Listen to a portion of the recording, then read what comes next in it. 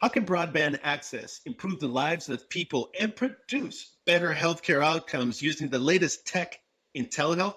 Well, you're in for a treat today as author Craig Settles weighs in on how it saved his life and can potentially save your life too.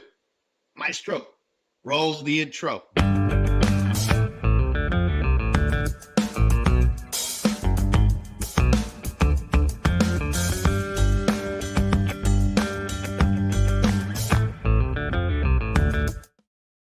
And welcome back to What the Tech. I'm Rolando Rosas, the founder of Global Tech Worldwide. And if you have not seen the podcast What the Tech before, we welcome you in and we invite you to listen to our 20 years of expertise and where we review office technology. But today, we're not reviewing. I've got review in my head, but we're not reviewing, but we're bringing something just as valuable to you. And that is the expertise of Craig Settles, which is an author and speaker regarding telehealth. And we're going to bring him out in a second from the green room. But before we go to Craig, I got to talk about and bring out a very good pal, trusted, super trusted pal, Dave Kelly. Wait, you're over here. Okay. Would you take a bullet for me, Rolando? If I have a bulletproof vest, absolutely. Hey, all jokes aside, really such an exciting time to be alive and be in this industry. I don't know where it's bringing us, but I got to tell you, we have remote working, we have distance learning, we have telehealth, and that's what we're going to talk about today. The technology is really here to stay. It's here to help us. It's more than just playing games online. I'm looking forward to the interview with Craig. He has a fantastic story, so I'm really looking forward to getting him on board here. Absolutely. And so we're going to go to his intro now. Yeah. I'm gonna give him his. All right. Let's talk about Craig. Let's talk about who we've got on the show for today. We have Craig Settles. He conducts needs analysis with community stakeholders who want broadband networks and telehealth to improve economic development, healthcare, education, and local government. So let's welcome to the podcast, Craig Settles. Good morning. Hey, how are you? I'm doing fine. Craig, how are you? I'm doing pretty good. Cannot complain. Happy to see another year. Awesome. And where are you joining us from today? I'm actually in Atlanta. I'll be back in California in a couple of days. Hot Atlanta, baby. Hey. Yeah. Good place to be. Indeed. There's a lot going on there and all kinds of things, all technology, people, culture, food, the whole thing. Very much so. Atlanta keeps blowing up. So Craig, let's get right to it. But before we get to all of the good stuff that you have to share with us today, let's talk a little bit about yourself. Let folks know who you are. Let them in on your story and what brought you to this journey. Okay, so I have been let me go back to my earlier life when I was doing marketing and PR for high-tech companies. Actually, I spent some time coming to Atlanta because there were a lot of companies in the PC software business. And so there was a happening spot back in the day. I started in a fluke kind of situation, writing about municipal wireless. Philadelphia had a plan to bring a citywide wireless network as a way to help city employees be better at their jobs, but also is the mayor's hope to bring connectivity to lower income individuals that were left out of the digital divide or the digital progression back in 2005.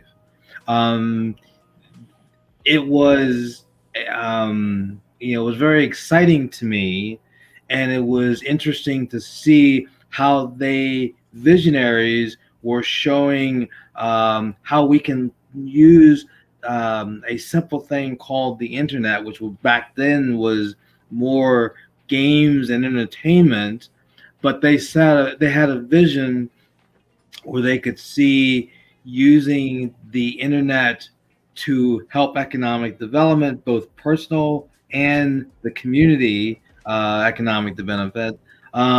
Also, healthcare and education. And so I have stayed with it, all those years. And then 7 years ago this month, I had a stroke, um, and they whisked me into the ER. And unbeknownst to me, there was technology at work in that the neurologist that set up the stroke center at the hospital where they sent me, she was home. This was a Saturday night, and she was at home, but she linked in to the ER operation. She was able, having a server and other technology at her house, she was able to see everything the ER personnel were able to see in terms of all of my vitals, the state of my brain. All of that was there that she could then make decisions and started my healthcare uh, response within 25 minutes. Wow. And why this is important, well, there were a bunch of reasons. One, I am still here now as a result. But also, I was writing a book about broadband, and the struggle that I was having was, how do you explain, what a gigabit is and what you can do with it. And a lot of people, get all techie and are talking about, bits and bytes and feeds and all of that, right? And what dawned on me in my recovery process was that if I had not been in close proximity to the hospital, if I've been in a rural area, for example, if I have been in a part of Oakland that had very bad communications and opportunities to, access internet, I probably wouldn't be here. And that's for a very sobering thought. But as I looked at, what I knew about broadband and what I started to learn about telehealth,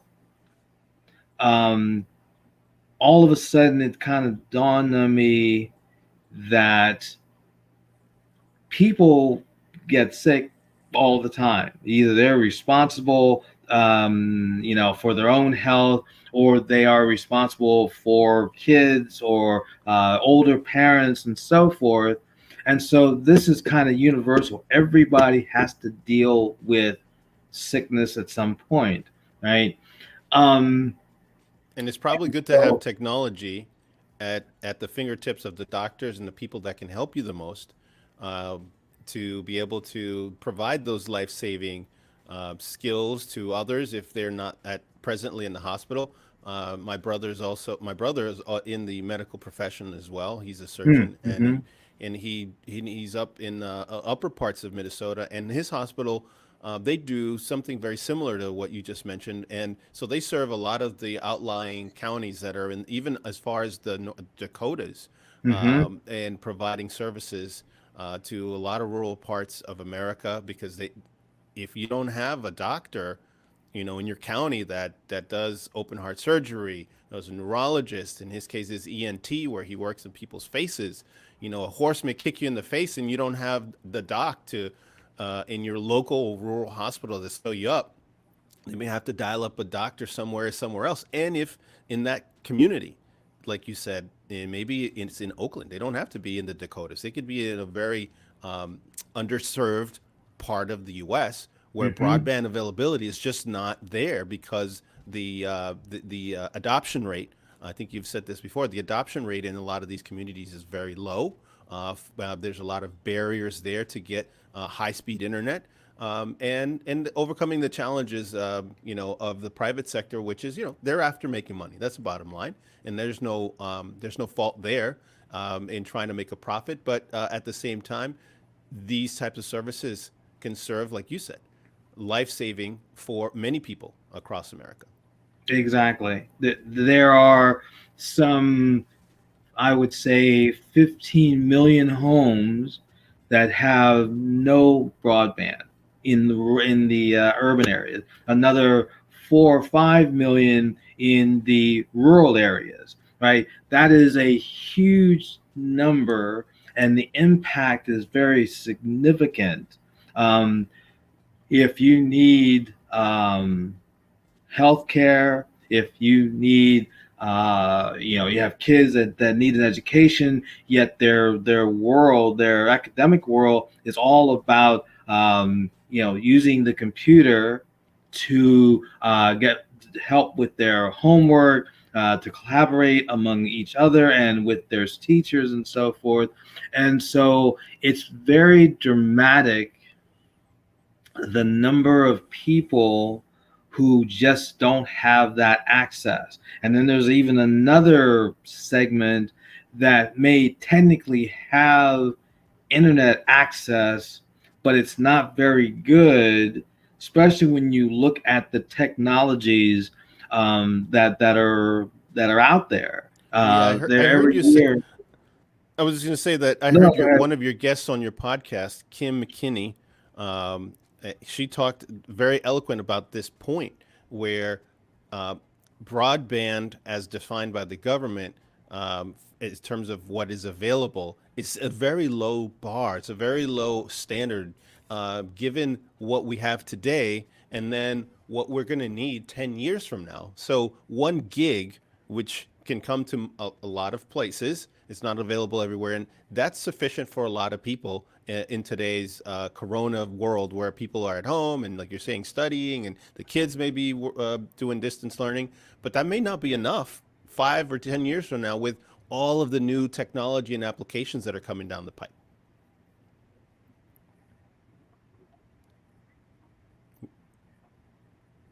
Yes, and in fact, chairperson, she has indicated, officially, that the standards for broadband, as it is, you know, promoted from the FCC and the government, it's not adequate. It's just Mm. basically every time you make an advance, and your technology just falls further and further behind. And again, that has serious consequences.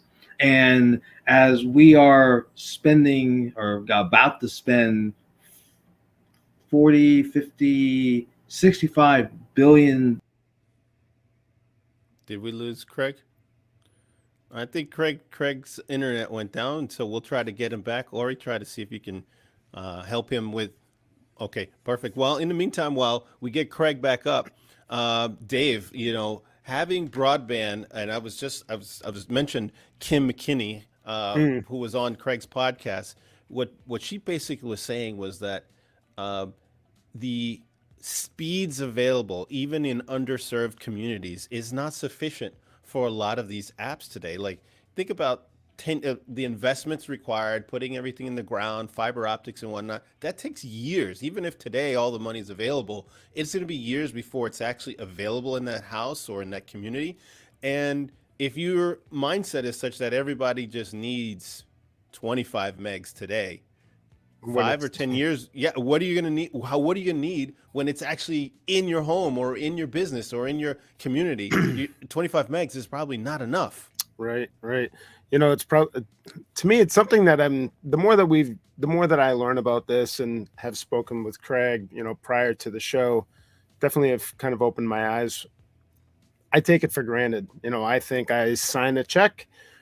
If I want more, I sign a bigger check, and I am where I am, and I have it available to me. And if all the kids come home and streaming and they're doing their fun and games, but I need a little bit more for work, I just sign a bigger check. And you know, it's not fun to sign that away, but I have it available, and I think I kind of take it for granted when I think about some of these underserved communities and the fact that it takes time, like you're saying, to implement it. They may need a certain amount today, but they're probably always playing catch up, because when they're finally completed with the project 3 or 4 years down the road, now they may require more, because during that span of time there's been new technologies that are being deployed that more folks are using, so it's sucking up more of those resources Absolutely, out there. absolutely. So you know, the game of catch up, you know, for those folks that are in those types of areas must be very frustrating.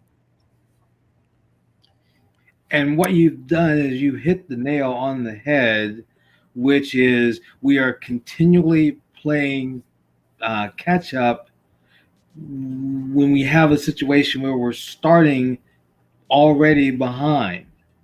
And you have situations where, for example, there was a series of grants that were given to large companies to basically produce a network that would be 10 megs download speed and just one upload. Right? Wow, that's nothing really in Not today's into world. yes, exactly. It's almost like what you would have expected 10 years ago. Mm-hmm. And right. so when you're saying it's okay, you know, you as the incumbent, if it's okay for you to produce such a weak system, right? You're just basically giving up the ghost, you know, because even if they meet the requirements of that contract, what the community is getting is pretty poor.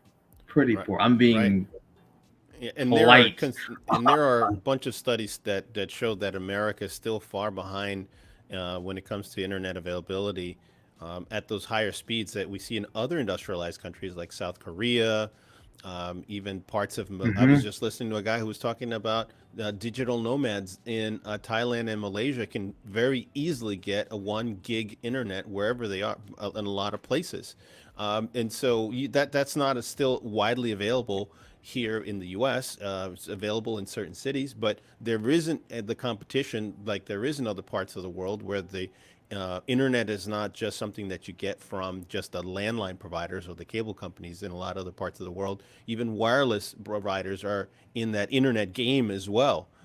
We had a guest on, Shane Howard. He told us that he could get, what did he say, Dave? 4 phone lines or 5 phone lines and the gig for less than $200. I think, yeah, that sounds about right. That sounds I about was right. like, sign me up. A gig here, just a landline gig is around 200 or $300, depending on where you are in the country. Not even include Right. 4 phone lines for cell phone service, which is what they bundle in. This was Portugal that he Mhm. was talking about. But yeah, we're woefully behind. And it's really sad to say that because we shouldn't. And one of the things that would make such a big difference is that we have case after case where cities and counties have built their own broadband networks. They have been able to provide a gig service for less than $100 a month, Wow. right? Wow. And that is amazing. Not only that, it's been that way, I would say, in four. We lost Craig again. Hey, He must be having. speaking of broadband and networking, What a great example of what happens when the broadband goes down. You can't have, although this may or may not be life saving for some people, it's an important conversation that we're trying to have. So, wherever he is in Hot Atlanta, they must be hogging up the bandwidth wherever he happens to be. hopefully it's more than the latest episode of whatever the hot Netflix show is right now. Actually, I did check out What was the one that you were watching? Oh, the Great Oh. British Baking. I did pass by that. We were scanning around over the weekend trying to find something, and that came up. And I said to my wife, I said, Rolando's watching that. Yes. She just kind of yes. looks at me. I'm like, I want to check it out. She's like, I'm not watching that with you. All right, I'll watch it by myself. Well, the Great British Baking. What I liked about it with Dave was that it's much more the way they shoot it. Yeah. It's more calming. Believe it or not, they don't even give money away to the winner. The winner does not get any. The prize is a baking dish, a plate, a stand. That's what you get, and Trophy, just the right? notoriety of winning the whole thing. Like, who would go on a show here, a baking show, if they said, "Nah, all you're gonna get is the notoriety, no prize money at all." Hey, everyone wants to be on television, so I buy it. Yeah. And because of that, it just has a different flavor. Something to say be said for that. Was that Craig? Mm-hmm. I said there's something to be said for that. That whole what people want to win is definitely more than just a pat on the back. Definitely. Well, Craig, we wanted to show you some video of a county that saved some money using telehealth. Because we also want to let people know what can they do. Let's get some of this conversation going around telehealth, because we know that telehealth in some ways can also help spur some of these investments in broadband. So people like talking dollars and cents. So let's give the people dollars and cents. Go ahead, Ori, show this clip with the folks over at Connected Nation. Telehealth. It's not only easy, but on average, it means fewer trips to the doctor. We can expand not just treating a medical condition, but the overall lifestyle and general health and wellness of a patient. In 5 counties surveyed in a Connected Nation Michigan study, savings totaled nearly $6 million a year. I think it's a great thing across the board, but in the rural setting is getting the bandwidth out to it. 62% of respondents say their providers offer telehealth options, but only 10 Michigan counties were telehealth ready. Broadband access is important in order for telemedicine to really take off. We need to work very closely with our hospital system and allow people the opportunity for telehealth. Connected Nation Michigan is working to ensure everyone has access to telehealth. We're working with local community leaders and the service providers to expand not only the access to it, but also the adoption and use of broadband. Learn more at connectednation.org/telehealth. So, Craig, what do you think about that?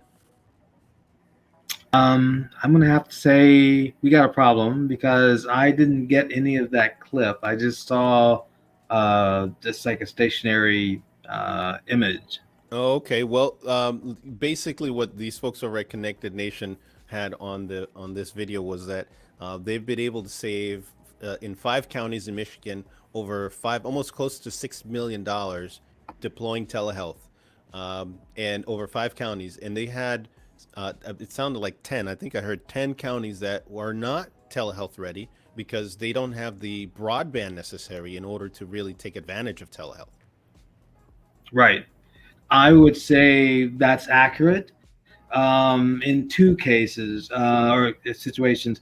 One is the cost of delivering healthcare in a number of different ways is streamlined as a result of telehealth.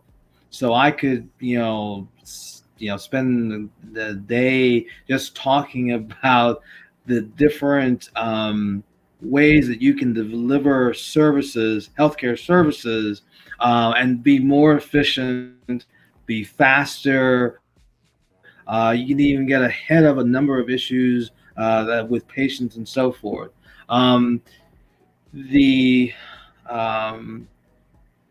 The places that don't have good broadband, though, they're in trouble because, for example, the FCC, right about the beginning of the pandemic, gave a lot of money away to different medical and healthcare organizations to get them to convert their entire operation to be a telehealth delivery set up within their organization.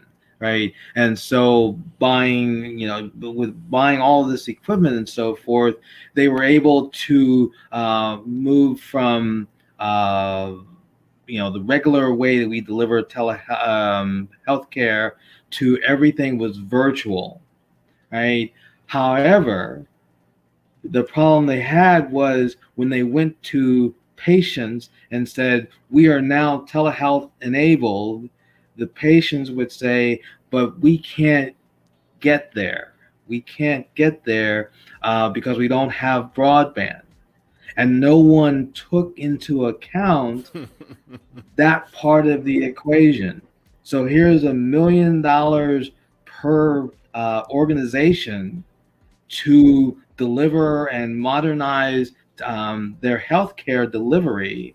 And here we have patients that can't get to it. And the thing is, the people who can't get to those providers are usually the people that don't have insurance. They don't have a regular doctor. They are generally having bad health issues to begin with, right? These are the people that need the technology the most. That's right. That's right. And that's the problem. And I think during our conversation before the interview, you had some suggestions. I've heard you say that in different communities, the way to deliver those health services, even if they're not, in person, there are a number of different ways to get at, especially for the underserved pockets of America, where they may not have broadband, but they go to a supermarket. They may not have broadband in the speeds they need it, but they go to libraries. They may not have that broadband availability or competition to afford it, but there are other locations where they frequent, where those health services can be delivered via telehealth. Right. There was an interesting service that was put together by the Biden administration in the middle of last summer, and they recruited 1,000 barbershops and hair salons and made those COVID outposts where people could go to get vaccinated. And what this plays into is the barbershops and hair salons in African American communities in particular are major points within the community where people go to not only get a haircut and get information, but they can also get information, right? What the Biden administration showed is that people were able to get to a barbershop. They could get information on the vaccine, why it's safe, why it makes sense to be vaccinated and so forth, and then able to actually get vaccinated, because there were, with every barbershop, there would be a healthcare partner that would be there to help provide those people who wanted it to get those vaccinations, right? And what that is a testimony to is the ability to deliver healthcare in a way that people are very relaxed and willing to deal with the healthcare providers, right? Because there's a general distrust among certain segments of the African American communities, Hispanic communities, people who are from other Central American countries where they don't trust the government, right? So there is a reticence to get into anything dealing with healthcare, even though they need it. But by using the barbershops and the hairdressers, it proves how communities will come together with the institutions that they trust. The same way with churches, the same way in Salt Lake City and Salt Lake County, where they have different Hispanic communities, and they go to the so the supermarkets that sell products that they could get from from their homeland, right? Yep. And so they were able, the libraries, the Salt Lake libraries were able to create programs to help communities get better healthcare knowledge and how to get to resources and so forth, using those conduits that you can only find if you do your homework and if you ask the people who have the problem, would they go to solve the problem, where they would go to get credible information Right. about various illnesses and so forth. So that's a way forward, right? So identifying locations within communities that are underserved with broadband. So it seems like you've definitely done some identification there. You found community centers. You've mentioned barbershops and hair salons, etc. Other places where folks might go and trust and feel comfortable going. So now the challenge is still getting them that access to broadband. What are some of the challenges? Right. What are some of the successes? How has the progress been? And what resources are being used to bring the bandwidth to these locations? One thing that has made things easier because of COVID, and the government through the Treasury Department brought a lot of money into the states that then worked down to the actual communities. And so they brought broadband, they brought telehealth, they were able to and do it effectively, because the government not only gave money to the communities, but they also had a mandate to spend that money, well, don't just not throw it away, but they had. Rolando, we lost them again. We lost them, but that's all right. We could keep the conversation going. So I believe one of the things that this is a good thing we got prepped with him earlier before is that there are different parts of the government that are working on this. There's monies being deployed through different federal agencies that are funneling them into the states for different initiatives and different projects. They're all in different stages. They all have their bureaucratic components to them. But one of the things that he had highlighted to us when we were talking to him was a very concrete example in the state of Delaware, where the libraries themselves were used to set up telehealth visits. And I believe we have a clip on that, Ori. Can we go to that? And my next step was to actually travel to almost all the public libraries in the state and talk with the managers about what telehealth could look like in our libraries. Little did I know that a few months after that roadshow, we would enter into a global pandemic that really highlighted the importance of quality healthcare and broadband access. What we realized next is we needed private spaces in the libraries, and since the libraries are so heavily used, including the study spaces, we needed standalone spots where patrons could frequent to access these basic health and human services. So that's how the telehealth kiosk came to be.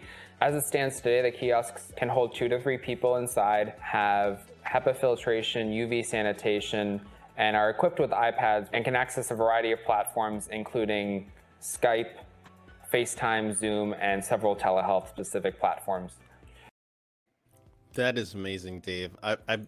I'm reminded of when, so these telehealth stations, when I was growing up, and we just had like we didn't have a computer really. We had a typewriter, but Me too. we had a Oh, typewriter. That's how old we are. We had typewriters and word processors were coming in, but internet was started. It was right at the beginning. There was dial up, and really the only places for me and my family at the time where we could access computers and the internet was at the library. Yeah. And it's amazing how we're coming. I don't even want to say full circle because it's a continuous cycle of growth and improvement. How libraries continue to serve the communities in this fashion, because there are folks today who also are in that same situation where they can't afford the internet to do those telehealth visits, like Craig was telling us. So they go to the library, and who knows, 5 or 10 years what they could still do at those places. Libraries are still very relevant, and it's genius to put something like this where people are already going and taking advantage of those services. And we have Craig back as well to join the conversation. Yes, the libraries historically have been on the forefront of technology advances. And now during the pandemic, especially the first year, the libraries had to close. Mm-hmm. But as they have started coming back, a lot of people are starting to look at telehealth and being able to access it in the libraries. It takes a little bit of time and so forth, but there are examples that are coming together. Delaware is a big one. I would say that as a state, they probably have the most aggressive work that's been done for using or getting telehealth in their libraries. It's a lot of the other parts of the country, it's kind of hit or miss, but people are slowly starting to convene groups within the community to talk about how you can bring telehealth and figure out how they're going to be able to afford it. Now, one of the other things that happened during the pandemic was the FCC made $7 billion available to libraries, schools, to get broadband and telehealth. And Congress is considering adding another chunk of money to also further the technology in the libraries and the schools and so forth. So I think that, you asked the question, where can people go or how can they figure out, ways to solve this broadband issue? It is, I think, imperative to go to the cities and their towns to ask for or lobby for broadband, right? There is a that's being put together now. Every state is guaranteed almost $1 billion for broadband. Wow. Which then they turn around, they're hiring a state coordinator who will then bring those funds to the counties and then to the cities and towns. And so that there's a lot of interest, right? But people have to spend some time hunting the information. Now, there are components of the broadband programs that allow for promoting these different grants and programs and so forth.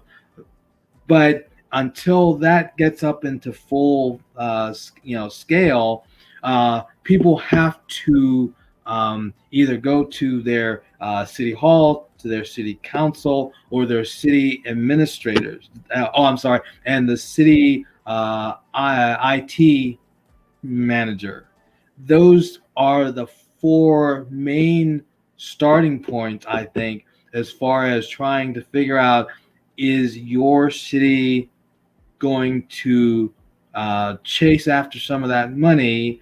And there's not only just the that 65 billion.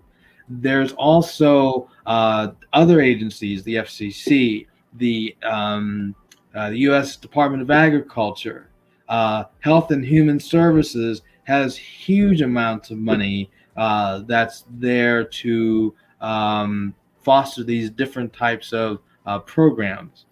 So there's a lot of money chasing ideas. I think that people have to be aggressive at going to meet that those different programs. Well, let's talk a little bit about that. So the whole thrust of this is trying to bridge that digital divide that we know exists, and these programs are designed to try to bring that down. And I think we also have a clip, Ori, on that highlights this digital divide. Do you want to roll that, and we can keep the discussion going on the other side? Additionally, to access telemedicine services, patients need reliable internet access. And according to a 2020 Broadband Now study, 42 million Americans don't have access to a wired or wireless broadband connection. Telehealth has a risk of exacerbating pre-existing inequities in healthcare, in either access to care or in health outcomes. We talk about something called the digital divide. So large parts of the country are rural and may not have access to high-speed internet, for instance. Many of my patients who I see are unhoused, they don't have phones, they don't have internet, or they might not have a safe place, a private place to be for a visit. And so if we leave those folks out of our approach to telehealth, we will just make health inequities worse. And that's the goal, really. All this money should be to bring all those inequities down so that the citizens of this great country can take advantage of all the services really that are available. And telehealth is certainly one of those life-saving services. And I'm hopeful, right? As always, you can look at it from half empty and half full. There's a lot to complain and be really angry about right now with what's happening in the lives of many American citizens. But I'm hopeful that some of these programs will at least make a dent in this digital divide, so that a lot of people can bring can actually, these services can be facilitated through broadband and some of these new technologies that are emerging. Now, CJ, before we continue, I just want to remind our folks that if you like what you're hearing and you're following us on one or not haven't followed us yet, and you're watching us on one of our channels, whether it's LinkedIn, YouTube, Facebook, or one of the other channels that we're bringing this content to you, go ahead, bump the like button so that this message can spread to more people. In today's message about telehealth, we certainly want to bring that to more people. So go ahead, like, subscribe, and follow if you haven't followed us before. Let's continue, CJ, on talking about this digital divide and what you just heard from the University of Washington.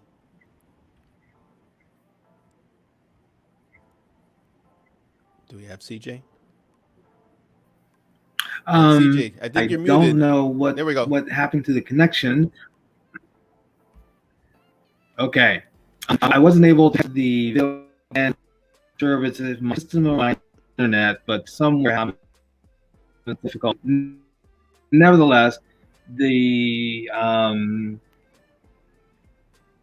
what we're trying to do with getting people to be educated into telehealth and what you can do with it, there has to be a lot of research.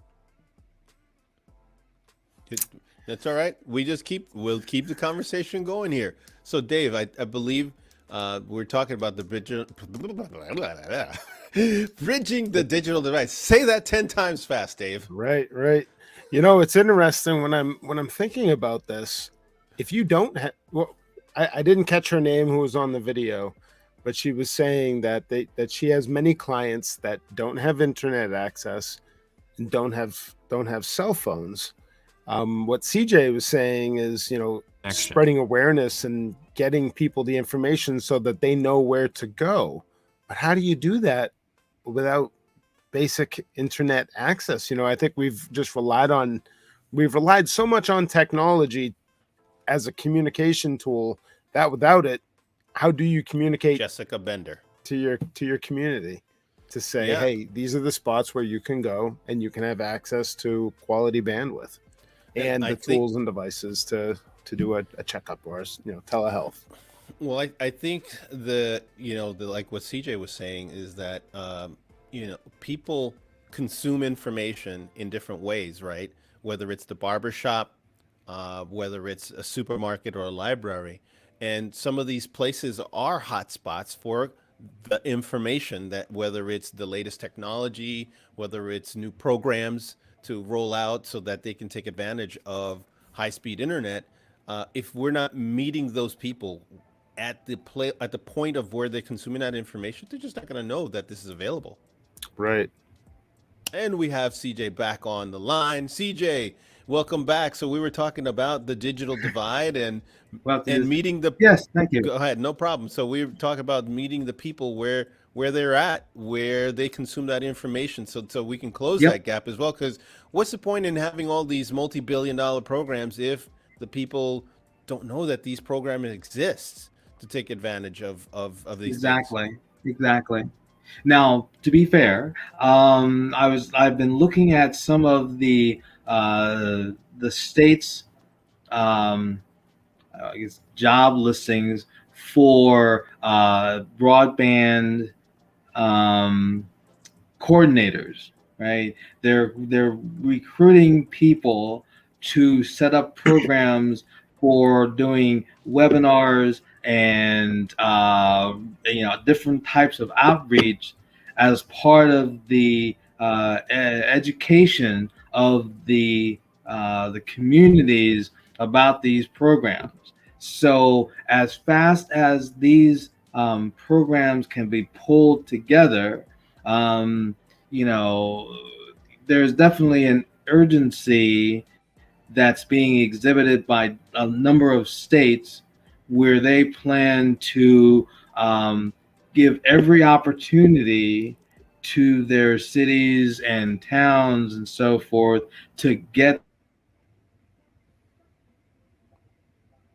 on board.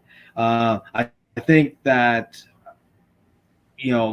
we should also, if you're a community person that's looking to use these monies to bring people into the digital age, I think you have to look at also other programs besides this one program for broadband, the infrastructure program, right? I did a report and there are roughly 20 different agencies across the country that deal with broadband either directly or in some way with other programs, so that these opportunities, and again, you have to learn about them. You cannot just wait,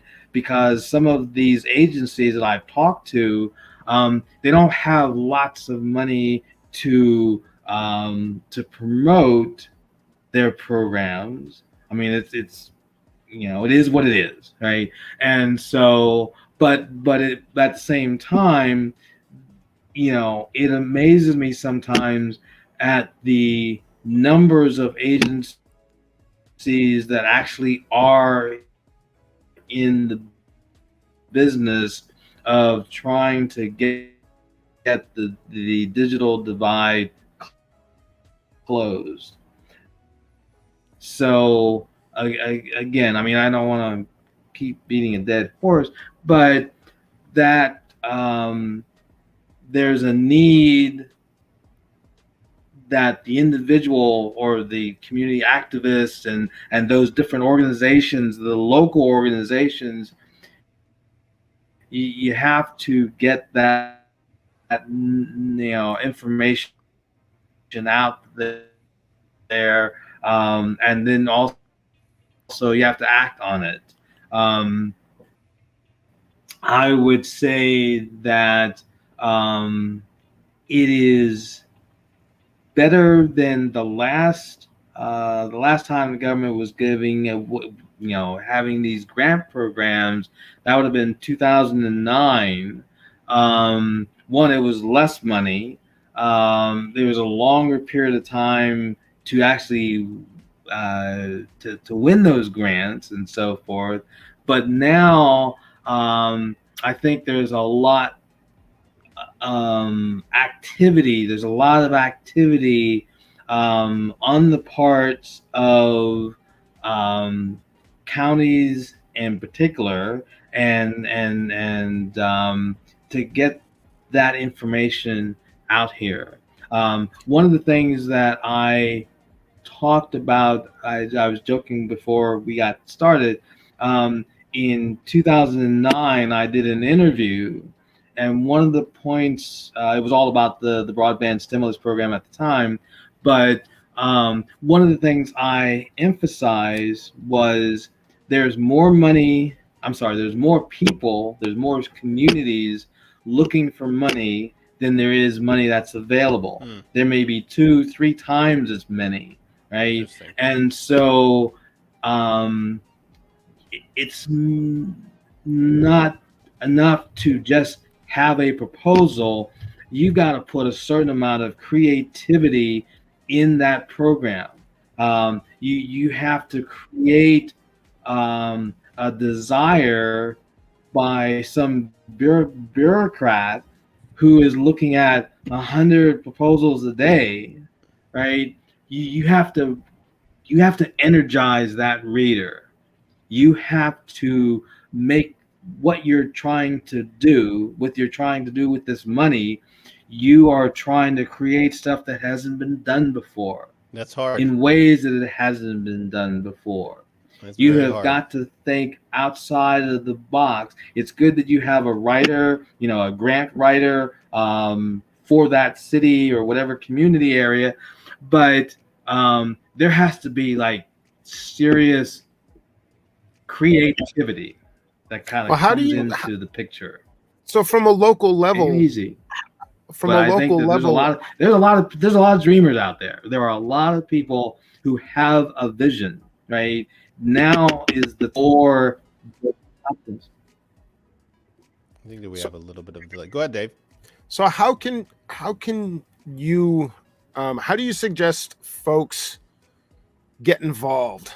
So you have a lot of folks that are probably just watching and reading, but you need involvement. You want to bring their creativity to the table to assist with these proposals so that they can fight to earn these grants. Where do people get started? The mayor's office, the city council, the city manager, or the CIO, the chief information. We lost him, and he was getting right where we were going down that path. He said the CIO, and we had an example of a local hospital right when COVID was getting going. That blew my mind. I couldn't believe we in hospitals. We're not doing this, but we have a clip. Ori, why don't we roll the clip with the UMass Hospital and what they did when COVID started? Massachusetts General Hospital, one of the top hospitals in the United States, has been using a mix of existing and in-house platforms to meet care.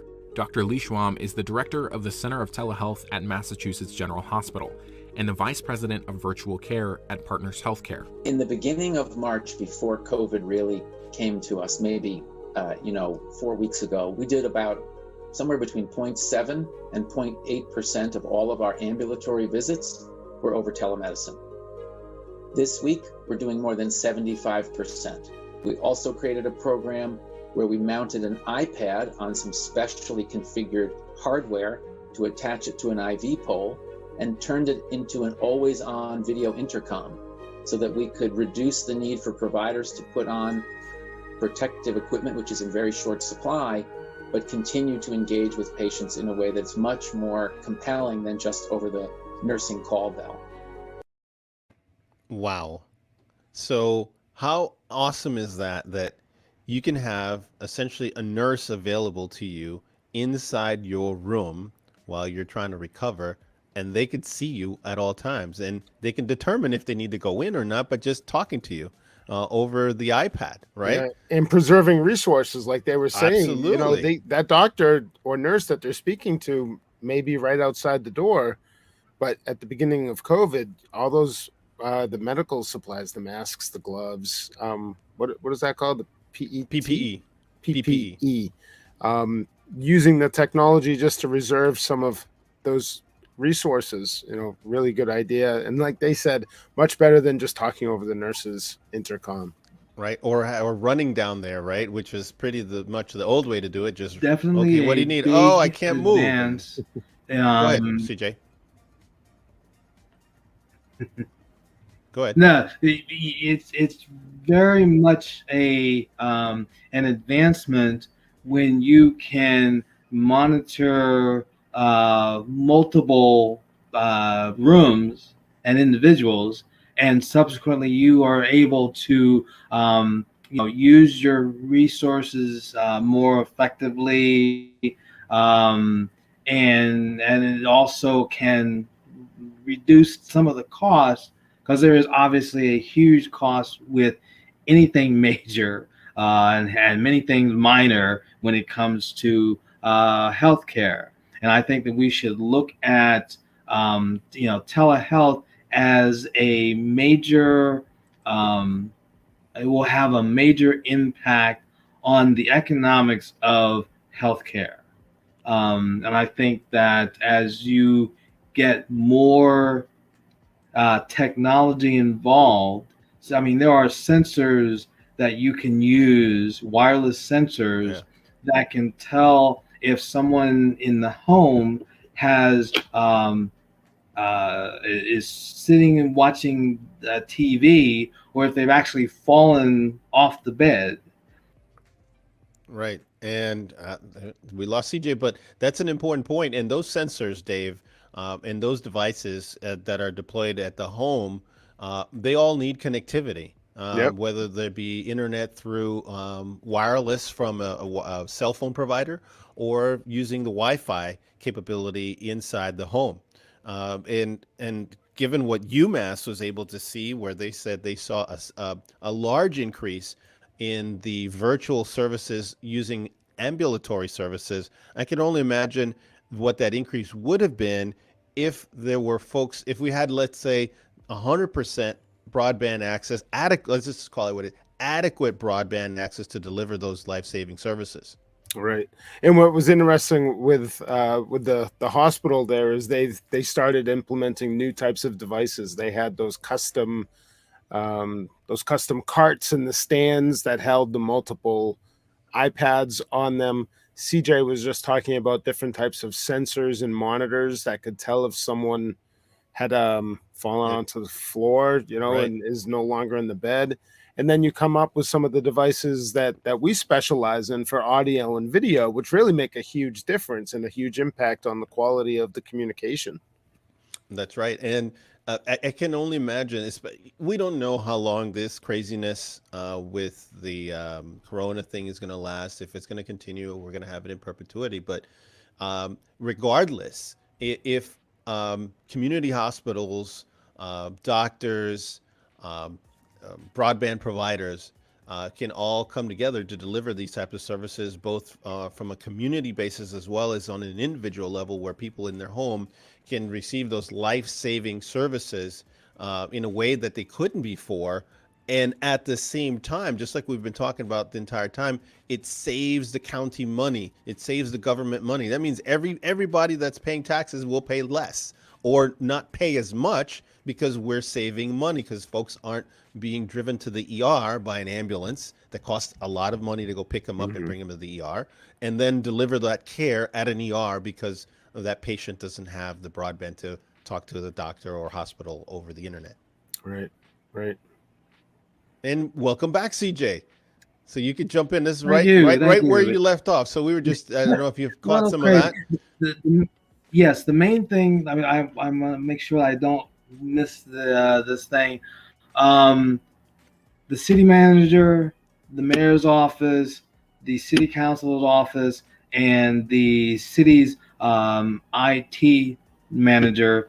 Those are the starting points, I think, for finding out if your community is going to go after some of this money or not. And if you find that there's no one that's actually engaged, then you owe it to your other constituents to actually start a process. You know, there's no reason, there's nothing limiting that. And so, you know, either be the change or be, you know, the instigator of the change. But that's, I think, how you're going to get to the next level. Or I would also add in there, if none of those, every state has a local delegate or representative that represents their jurisdiction at the state capitol, and every one of those delegates, and I've met some in where we live in the state of Virginia, they're all interested in putting resources in the local community, and sometimes way more than, let's say, the federal representatives, where a lot of the bureaucracy is at. Those local representatives want to put every single dollar they can access into those local communities for just exactly those programs. So maybe starting with your local delegate or representative in your particular state may be a good place to start too, if you can't get a hold of the mayor or get a hold of somebody in City Hall. Definitely a point. Definitely a point. So I would say. Yep. Okay. Well, CJ, we want to ask you a couple questions that have nothing to do with telehealth and all to do with you, that we ask all of our guests that come on here. Okay. These are simple. There's no right or wrong answer to these questions. They're your answers. Ori, let me know if you're ready, and we'll go ahead and get started. Okay. So who would you say is your favorite all-time musician or musical group? Wow, James Brown and Bruce Springsteen. Ooh, two really good artists. Oh my. Okay, and on your phone right now, what's your favorite app that you like? Holy mackerel. I'm not a big fan of a lot of stuff. I use Cash Apps. No, he said Cash App. I heard that. And that's a first, I think. Good answer. I like it. It's a good answer. We had one more for him, which was, what was his preferred method of communication? And favorite food. Yeah. And he's in Atlanta too. What a place to ask him about favorite food. Maybe if he has a favorite spot down there. You know, Dave, before the lockdown, I was scheduled to go down to Atlanta like literally the week before that, and I was just in my brain like, I know this good place to eat. You know where you were going. Yeah. I know where I was going, and so I wanted to ask CJ at some point where I do travel again, where he likes to go. I know there's a couple really good spots that I like in Atlanta. So we have CJ back. We had two more questions for you, CJ. One, what is your favorite food, or you have a favorite spot down there in Atlanta that you like to frequent? My favorite, I'm a big Philly steak person, actually. In fact, I was looking at my options here in Atlanta to see if I could actually find an authentic Philly steak place. I'm sure there's got to be some maybe food cart out there in Atlanta, or some little hole in the wall place that has a good Philly steak sandwiches down there. Yeah. Last question for you. Now, when it comes to communications, what's your preferred method today? You like email, text, a phone call, or some kind of instant message or direct message?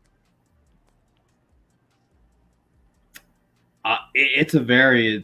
I mean, seriously, I will use text for quick and, text to my buddies and that kind of stuff. The email is like the staple of my business communication, and I definitely would do a geez, I lost that one for a second. I'm more of a audio service versus video, because I there's too much work to get my face ready for video. That's why we only there are times when it'll be 2 minutes before the show, and I'll be like, "Damn, I need to shave," and that's just work. That's work to get all of that hair off of your face, right? Seriously. It's why we're here today like this. Well, I got a little just from a day of not shaving. I got a little scruff on the face. You know, Dave is always clean shaven. You know, he's got his little baby face going. Yeah. I'm resisting the urge to touch my face to see if I even remembered to shave.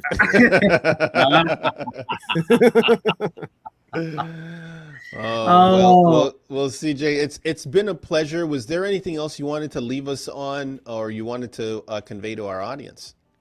I would say that telehealth, in its glory and splendor, is the key killer app for a while, right? Because ultimately, everybody has to deal with healthcare, either for themselves or the people that are around them, right? Mm-hmm. And so don't just think of telehealth as, I have a video conference with my doctor, right? It is using all of the broadband, the internet, the intranet, the personal or the private networks to change the way telehealth is delivered, and also where, right? As we start to do more and more stuff and more broadband gets out there to like lower income communities and so forth, we will find new places where we can get connected for healthcare. And I'm a firm believer that all you need is 4 walls, an internet connection, and some sort of device, and a healthcare partner, right? And when you look at it from that perspective, if that's all I need, I can be in Nome, Alaska, and providing healthcare in Florida. And so when people get their mind around that, when they step away from the way we've always done business with our healthcare providers, right? That's when true innovation will happen. And I think that's when people will have a better quality of healthcare and just wellness. And I firmly believe that. All right. Well, absolutely. Well said. I agree 100% with everything you've just said, CJ. It does take a lot of out of the box thinking, because we're fighting we're fighting a lot of entrenched, just memory, like rope memory and muscle memory of this is how we've done it, right? This is the way it's been. Exactly. Right? Exactly. So, it takes time. The hardest part of this is really not the technology, and I've said this about other things. The technology is easy. You put fiber in the ground, give everybody computers, or everybody has access to computers or devices. Mm-hmm. The people part is the hard part. Is the human element? It's there. It's right there. Right. The human element is the hardest one. The hardest challenge, really. There's a lot there to overcome. But we want to thank you for coming on today. You've enlightened us tremendously on this topic, and I also want to take this opportunity. Oh, well, no, absolutely. To let our folks that have been watching us today to go ahead and bump and like that button that is on your screen right now. That'll allow us to bring this message to many more people that CJ has enlightened us with today. And go ahead and follow us. We have a lot more to say on not only telehealth, but other technology issues that impact the office. And as such, Dave, you and I have some videos we want to share with everybody else, or did we have something else that we wanted to talk about? No, we want to show these other videos. If you like what you see, here's 2 videos you can check out. It's connecting with the community, connect with your community using tech, and the future ready workforce. We will see you in those videos. All right. See you in those videos.